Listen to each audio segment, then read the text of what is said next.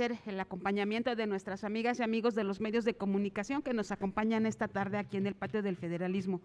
Vamos a dar ya inicio a esta conferencia que ha convocado el presidente de la mesa directiva, el senador Alejandro Armenta Mier, y aprovechamos también la oportunidad para hacerles extensiva la invitación a nuestras amigas y amigos de los medios de comunicación que se encuentran reunidos aquí en el Patio del Federalismo.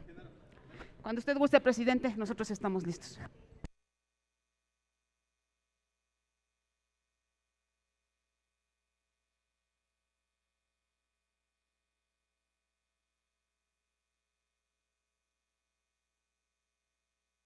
Gracias, amigas, amigos de los medios de comunicación. Estamos procurando los lunes establecer comunicación con ustedes para compartirles los temas que la mesa directiva aborda en la semana y sin duda hacer un recuento sobre los temas que se abordaron en la semana que concluyó, sobre todo porque fue una semana donde compareció la secretaria de Seguridad, Rosa Isela, estuvo acompañado por el secretario de la Defensa, el secretario de Marina, el titular de la Guardia Nacional, y porque también fue una semana donde quiero informarles, tuve la oportunidad de estar con el embajador de Rusia, entre otras tareas diplomáticas. Esta semana es muy importante para el país porque se turnó el fin de semana, turnamos en la mesa la minuta para que las Comisiones Unidas de Hacienda y la Segunda de Estudios Legislativos pudiera iniciar el proceso para la aprobación de la minuta que Hacienda envió tanto al Senado como a Cámara de Diputados para la aprobación del paquete económico y la aprobación de la ley de ingresos y la aprobación de las leyes en materia tributaria. Importante es compartirles que este paquete económico, en la parte específica que le corresponde al Senado de la República, estamos preparados para que una vez que dictamine la Comisión de Hacienda y de Estudios Legislativos, el senador Ernesto Pérez Astorga, el senador Rafael, puedan enviarla al Pleno y en el Pleno continuar una amplia discusión, análisis y enriquecimiento de la importancia de la ley de ingresos. En los rubros centrales tendríamos que señalar que se consolida la justicia tributaria. Esto significa que el que gana más paga más impuestos, el que gana menos paga menos impuestos, pero cada vez más contribuyentes pagan, porque se consolida la opción de disminuir el rango del impuesto sobre la renta, que hasta antes del 2021 tenía un rango entre el 7 y el 30% del pago de impuestos a los micro, pequeños, medianos empresarios, y ahora es del 1 a máximo el 2.5%. Esto sin duda permite que más empresas micro, pequeñas puedan incorporarse a la formalidad y puedan recibir los beneficios de tener un régimen de confianza tributaria que les garantiza beneficios en el historial financiero de sus empresas. También es importante comentarles que hay un incremento fundamental en la parte tributaria y pasaríamos prácticamente de un presupuesto, de una ley de ingresos, de una estimación de ingresos de 7.1 a 8.3 billones de pesos. 8.3, casi 8.3, 8.28, lo que implica un crecimiento fundamental para un año donde la pandemia ha disminuido, para un año donde los precios del barril, la mezcla mexicana se han estabilizado y donde sin duda la contención de la inflación ha sido exitosa por las políticas fiscales del gobierno de la República. Esto nos va a llevar a que podamos tener una posibilidad de ingreso superior a los 8.28 billones de pesos, y esto significa más recursos para seguridad, para salud, para inversión productiva, en la reactivación económica. También esto va a implicar un recurso adicional a los municipios y a los estados por las fórmulas de participación que establece la Ley de Coordinación Fiscal. Estamos hablando de incrementos en los municipios y en los estados de entre el 17 y el 15%, dependiendo de las fórmulas en las entidades federativas. En un año importante donde la consolidación de la Guardia Nacional es fundamental, pero donde el acento que tendrán que hacer las y los legisladores, diputados federales, tiene que ver con fortalecer las policías municipales, fortalecer las policías estatales con estos recursos adicionales y desde luego invertir en acciones que fortalezcan la reactivación económica y que consoliden la cobertura de salud. Estos son los temas que esta semana ustedes verán en debate a partir de mañana y estaremos atentos también a que la Junta de Coordinación Política del Senado de la República nos envíe también acuerdos que ellos tienen. La Junta de Coordinación Política es un órgano que tiene una gran movilidad, un gran dinamismo y que acuerdos se construyen y que durante la propia sesión del Senado, la propia sesión del plenaria, se llegan a acuerdos que nosotros tenemos que darle trámite en función de la prioridad. Así es que estos son los temas centrales que hoy tengo para ustedes y estoy atento a sus preguntas a través de Dorita, si son tan amables, maestra. Gracias, presidente. En primer término le pregunta Israel Aldave de Grupo Fórmula. Gracias, Israel. Hola, senador, buenas tardes. Preguntarle, durante todo el pasado fin de semana se creó una especie de confrontación con el coordinador de los senadores de ustedes, Ricardo Monreal, por el tema de las vacaciones dignas. Preguntarle concretamente, senador, si ustedes recibieron alguna presión por parte de los empresarios, del sector empresarial, para que se bajara, digamos, de manera sorpresiva este dictamen que ya está aprobado por las comisiones. Preguntarle principalmente eso. Gracias, Israel, amigas y amigos. No hay presión. Las épocas de la representación de los senadores por parte de las corporaciones se acabó. Hoy, en la Cuarta Transformación, el poder económico tiene una función muy importante, pero el poder político tiene autonomía con respecto a las tareas que cada uno de nosotros tenemos. Debo decir que concretamente que nosotros estamos a favor de los trabajadores, pero también en equilibrio con el desarrollo de las unidades de producción. El Senado trabaja para equilibrar intereses, pero prevalece el interés público. El interés público es el interés de los derechos humanos y los derechos humanos, los derechos laborales son derechos humanos adquiridos. Así es que no hay ninguna discrepancia. Les diría concretamente que el grupo parlamentario de Morena, del cual soy parte, nos reunimos los martes, a convocatoria del señor coordinador, nos reunimos en las mañanas en la previa y fue la mayoría del grupo parlamentario los que solicitaron que se difiriera un momento para que hubiera un poco de mayor análisis, pero ahí mismo se acordó que durante este mes o máximo el próximo saldría. Así es que no hay ninguna presión y no hay ninguna sorpresa. Más bien son tiempos electorales que hacen que las emociones se precipiten y se endose a quien no le tienen que endosar ningún tipo de responsabilidad. Oiga, senador, y si me permite, hablando de tiempos electorales, como supongo ya se enteró usted, la gobernadora de Campeche, Laida Sansores, anuncia que mañana en su programa El Martes del Jaguar va a balconear a su coordinador Ricardo Monreal. Preguntarle cuál es su opinión respecto a este tema. La gobernadora, pues todo indica que está incurriendo en prácticas ilegales, la de espiar a los adversarios políticos, aunque bueno, pertenece también a Morena.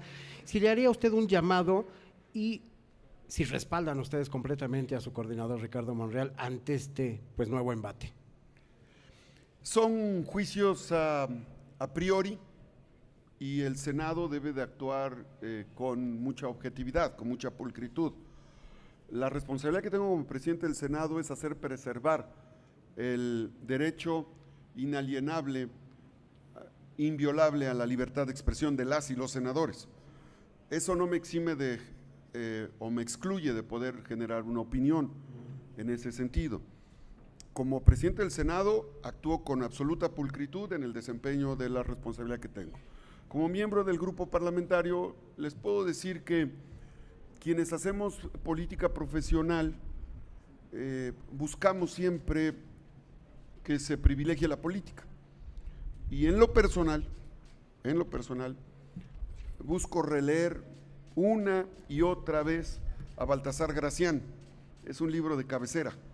Baltasar Gracián escribió El arte de la prudencia. Son 300 axiomas. Está muy interesante el libro, se los voy a obsequiar. Y ese libro a mí me ha servido para ser prudente y para administrar el sentido de la eubolia.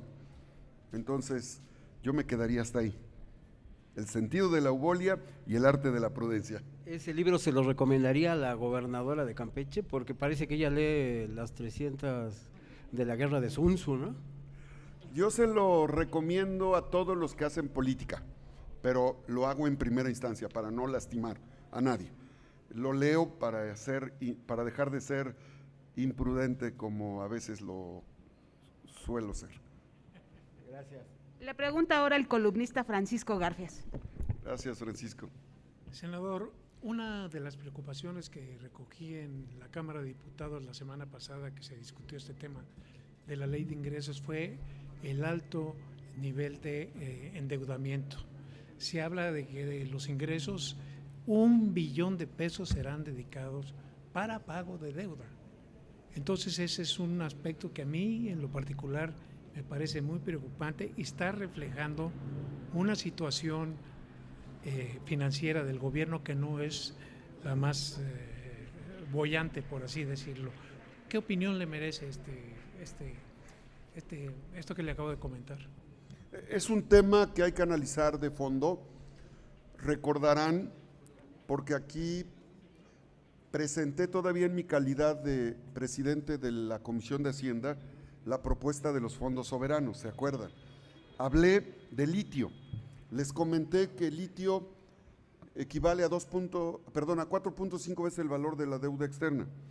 Y dialogando con el subsecretario Llorio, él confirmaba que es necesario, como otros países, como Francia, como Chile, como Argentina, como Japón, como Alemania, como China, como Rusia, que poseen recursos naturales, minerales altamente preciados, y que una parte sustancial de la explotación de esos recursos se generan en fondos para estabilizar su moneda, fondos para estabilizar el servicio de la deuda, fondos para garantizar inversiones productivas que les generen más ingresos.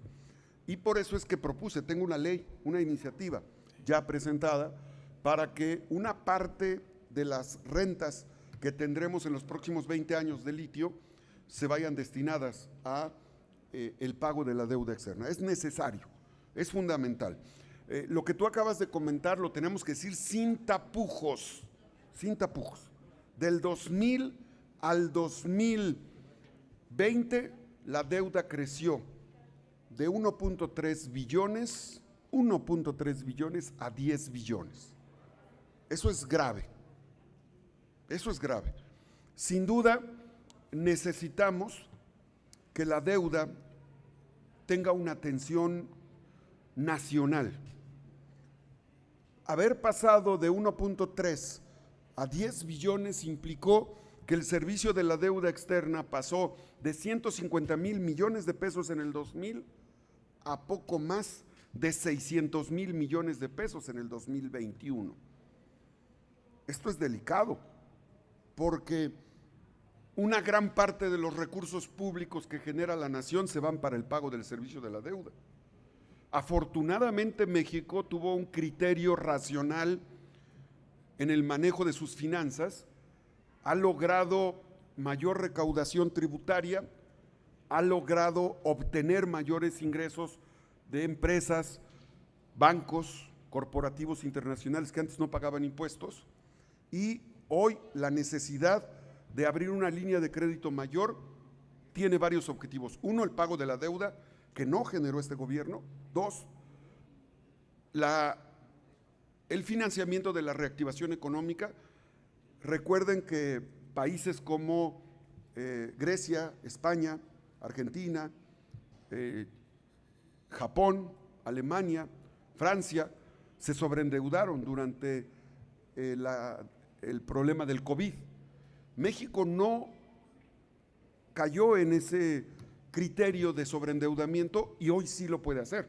Esas economías hoy tienen problemas inflacionarios enormes que México no está teniendo.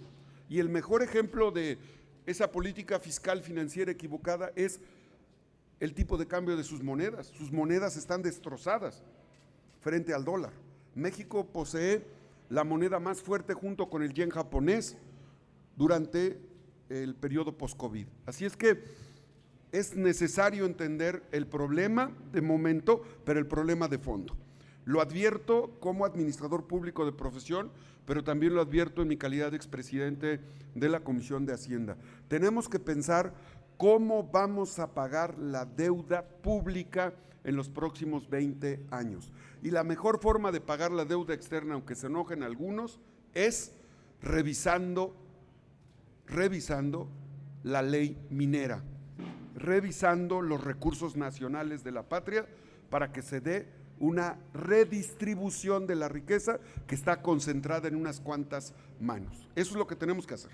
Oiga, senador, usted por ahí dijo que la deuda venía del pasado. Yo no lo dudo que una gran parte venga del pasado. Sin embargo, la relación deuda-PIB era de 44% con Peña Nieto y hoy estamos casi al 50%. Es decir, sí ha habido endeudamiento de México con…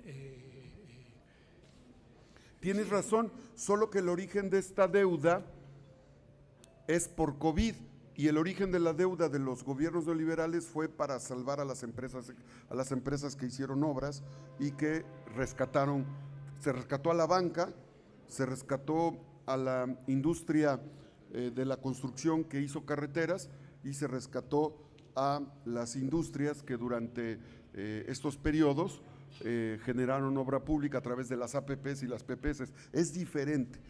Hay que compararlo en función de los estados del mundo que se endeudaron durante la etapa del COVID, para hacer una comparación muy precisa y no poder, en todo caso, solo comparar el tema de Peña Nieto con el tema del presidente Andrés Manuel. Peña Nieto no tuvo COVID. Bueno, el gobierno de Peña Nieto. Gracias. La siguiente pregunta es de Carlos Padilla, de la revista Zócalo. Carlos Padilla. Gracias. Buenas tardes, senador Armenta. Gracias. Usted acaba de comentar hace un momento que efectivamente pues el Senado siempre ha sido un foro donde se respeta la libertad de expresión y también como foro nacional yo le preguntaría, quisiera un comentario de usted, si el Senado va a seguir siendo en ocasiones una especie de circo cuando senadoras como Lili Téllez o Kenia López pues se dedican a insultar, a montar shows, a denigrar a sus mismos colegas, a sus mismos compañeros del Parlamento. Entonces, ¿cuál es su opinión al respecto? ¿La nación va a seguir atestiguando este tipo de shows, este tipo de insultos, este tipo de agravios contra pues todo tipo de autoridades? ¿Es propio de los legisladores? ¿Usted va a quedar con esa imagen de que usted toleró ese tipo de actitudes? ¿Cuál sería su llamado, senador? Por favor. Es muy importante, Carlos, porque todos tenemos la obligación de prestigiar la política y prestigiar el desempeño legislativo. La inviolabilidad del recinto legislativo es una de las tareas que tenemos en la mesa directiva, la inviolabilidad. Y la inviolabilidad significa, primero, el respeto a la libertad de expresión. Segundo, el respeto en el trato entre las y los senadores, que no se profieran injurias, calumnias, señalamientos, que no haya violencia. Estos son, sin duda, normas de conducta, éticos, que tienen que ver con el desempeño de las y los legisladores. Las y los senadores somos un grupo de legisladores en los que el criterio senecto, por eso es Senado, tiene que ver en el sentido epistemológico y etimológico de la sabiduría, y la sabiduría tiene que ver con la prudencia, y esa prudencia y esa sabiduría debe embargar a los y a las senadoras. Mi obligación siempre será llamarlos a la cordura, al respeto, al buen trato, al decoro, a la altura de miras. No les puedo impedir su derecho a expresarse. Cuando algún senador o senadora señala alguna injuria o alguna ofensa, mi obligación es preguntarles si desean retirar esa injuria o esa ofensa del diario de los debates. Si ellos se niegan o no lo permiten, quedará sentado y el juicio de la historia señalará a cada uno de los y las legisladoras. Yo no puedo, como dijera Voltaire, no puedo violentar el derecho legítimo de expresarse. No lo comparto, pero no lo violento. Pero hay reglamento. ¿Sí? ¿Se ¿Y aplica? le hacen caso a usted? Claro, se aplica. Y quiero decir, le pregunto, ¿se le han hecho caso? ¿Se han retirado? No. ¿Se han arrepentido de esos No, porque señalamientos? ha habido 2 casos y no lo han hecho, pero eso está sujeto a su voluntad y queda sujeto a su acto y queda sujeto a su responsabilidad y queda sujeto a su ética y queda sujeto a su moral, y ahí sí, cada quien debe de responder por sus hechos.